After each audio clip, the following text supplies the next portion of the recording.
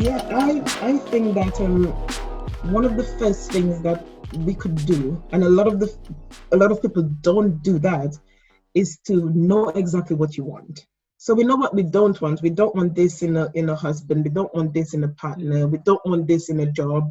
We don't want to live over there. Where do you want to live? What do you want in a partner? What do you want from your business? So it's sort of flipping it around. So you sort of clarify and you define what it is that you want, so you can start working towards it rather than being in the mind frame of do not want, because you're likely to pull those things towards you because you are in the energy. Yeah. But if you can sort of flip it around and sort of clarify what you want instead of what it is that you have now, so you sort of have a bridge. So this is what I want, this is what I have, how do I move along? Yeah. So I tend to think of it in that way. So start with what you want, assess where you are, and find what it is that you need to do to move yourself along. Do you need to learn a new skill? Do you need to read a particular book? Do you need to start exercising if your goal is fitness goal? So I do think that it's important to clarify what you want early on in the process. Right. And are those, I guess, for me, it's more about personal victories than public victories. So for me, a personal victory is and I do it more or less every day, and sometimes I don't have any choice because my dog Rolo, it has an incredible internal alarm clock. But a personal victory for me is waking up at 5 or 5:30 and going and juicing some celery and just doing that, feeding her, letting her go outside into the garden. If I can just do that, I feel that that's a personal victory for me. And it's small, and I don't need to record it with other people. It's a personal victory. Are personal victories important, or public victories, are they just as valuable as well? I think personal victory is where the power is, because some of us, we don't have an audience. Who will you have this public celebration with? It's just recognizing it yourself. If you have an audience, fantastic, share it, because it may inspire somebody else. But you may just be, on your own, and recognizing that small step. Yes, I've woken up at 5:30 this morning. That sort of encourages you to keep doing it, and maybe push yourself more so you'll be up at 4 o'clock next day. But recognizing the small personal victories, that is really powerful. Yes. I think.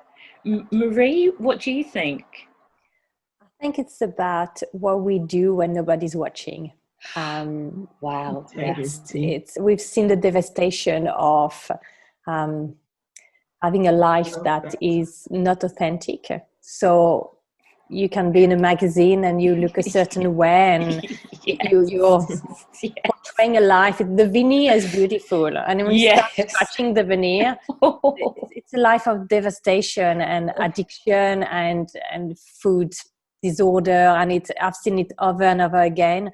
I also practice nutrition, and celebrities that you see are often the least healthy people, because it's all about looking a certain way, and there are ways you can trick your body to be either very buffed up, very muscly looking, or to be very thin for women, because at some point it was all about being size 0, and now it's all about having the more voluptuous lips and bottom. And so fashion changes, but we seems to be bashing ourselves into looking a certain way.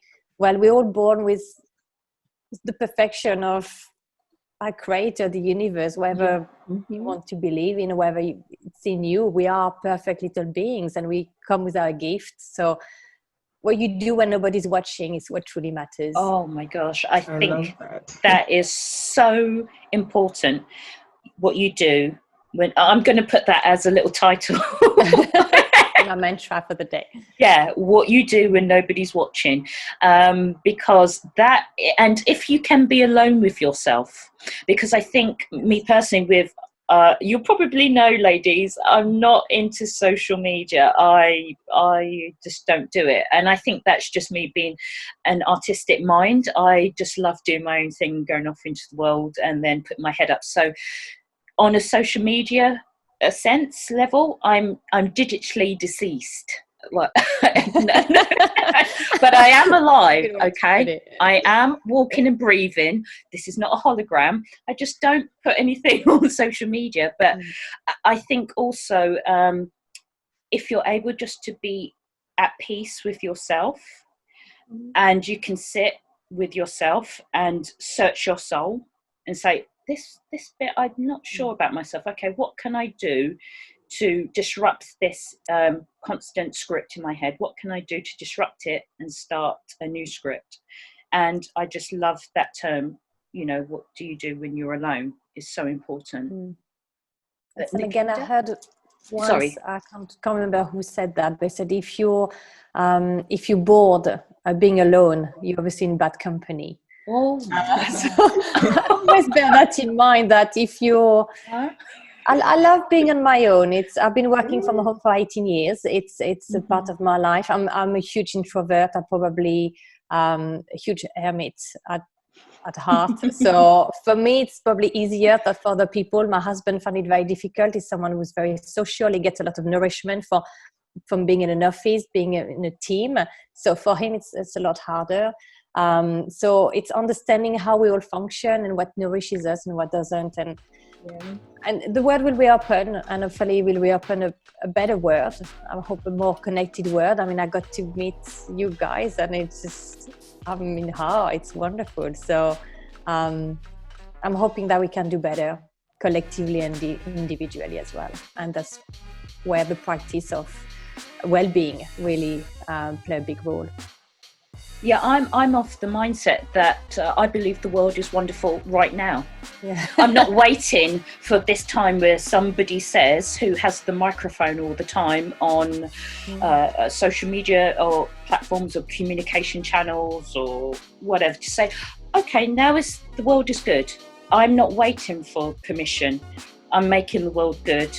And the world is good for me because I am spending quality time with the both of you. This is quality time. This is not a playground for entertainment. This is quality time, and connecting with other expert minds is perfect for me.